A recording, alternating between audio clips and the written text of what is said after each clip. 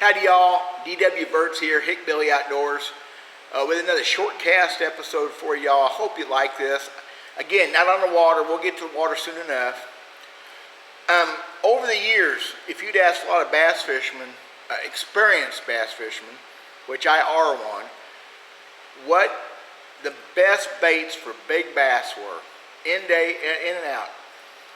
It's changed some, and I'll agree with it, but for years, it was a live rubber bass jig with a pork frog, which is called a jig and frog.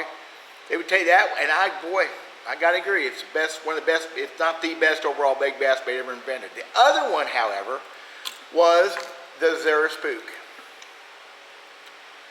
This thing catches bass of all sizes. It catches white bass. I caught crappie on it once, big crappie. But it has a action. It's a size, and they make them bigger and smaller. This is a standard half ounce, whatever. It just generates strikes from larger than normal bass. Maybe not huge bass, but I'm talking tournament quality, 4-pound bass and up. They like the Zara Spook. Real quick stuff about the Spook. First off, it walks the dog, and it don't do it by itself. You've got to walk the dog. I say that because I think everybody's got better at the walking the dog action, but I saw a guy fishing a frog the other day, and he tossed it out in a bunch of crap, bunch of pads and grass. He did the twitch thing, just making it hop. Got to open water. He didn't walk a dog, he just cranked it on back in. I thought, well, he just wants to be in the stuff. Well, then he throws way up in his hole, and I'm watching him pretty close, and he misses any of the pads, and it's in between. It's in a row this wide, perfect, goes way back in there, and he just twitches it straight. He just hops it all the way back out. Man, it took a while. But you can walk those frogs just like you can this. You can walk a chug bug. A lot of baits will walk. And the frog, it's the most effective thing. So I guess we can do a video on walking a dog someday. I thought everybody had that figured out. You got to walk a dog. That means you have to have a rod with some tip, some give. It's kind of a picky, tricky thing. Most jerkbait rods do it fairly well. I'm a shorter guy. I can't have no 7-footer and make it work. I'm slapping the water with it because you got to keep the rod close to the water. Again, we'll do a video on that. But you got to throw slack at this bait. So you pull it and throw slack, and let it does this.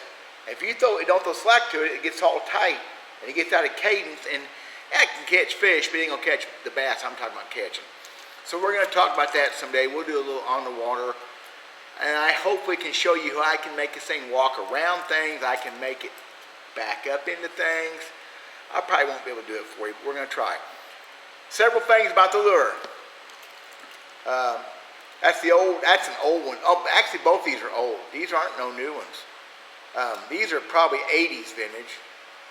The first thing I do not throw one without a snap on the front. That's a number 2 duo lock, whatever, it's black. Number 2 or number 3 snap. A split ring will work also. I like those snaps.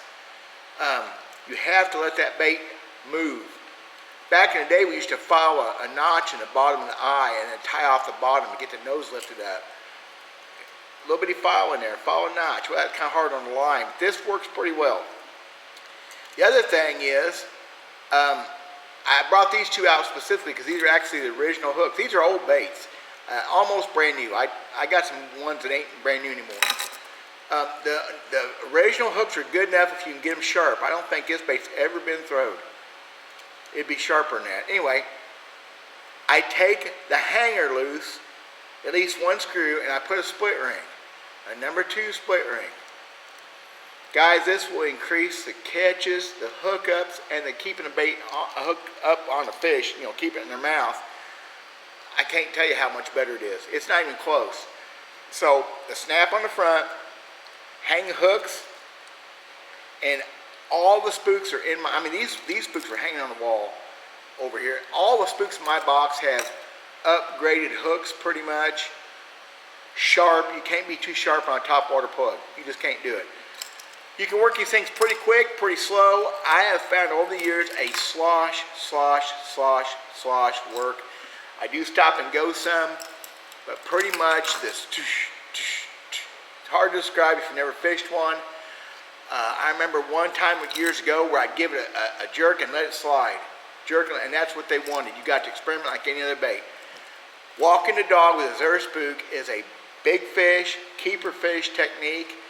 It works in farm ponds. Boy, if a bass in a pond hadn't seen one of these, they go berserk over them. So that's my short cast for today. Zara Spook fishing, old school. Said these baits are at least from the 80s. I mean, I wish I had the boxes. They're like brand new. Except sometime in the past I modified them. But I have 100 spooks. I have 120 Zara Spooks. So they may never get fished. They look good on the wall too. Okay? There you go, guys. I'm Dale Burtz. Be glad you're not. You know why. We've talked about it. Go to ultimatebass.com, discussion forum. Check some of that stuff out. There's probably some spook talk on there too. If not, put something on there and ask questions. I'm a hickbilly, not a hillbilly. You gotta be special to be a hickbilly. Anybody can do that hillbilly stuff. So thanks a lot. God bless you guys for watching. More stuff coming your way. Hopefully you're getting something out of this, because I sure am getting a throw out of bringing it to you. Take care.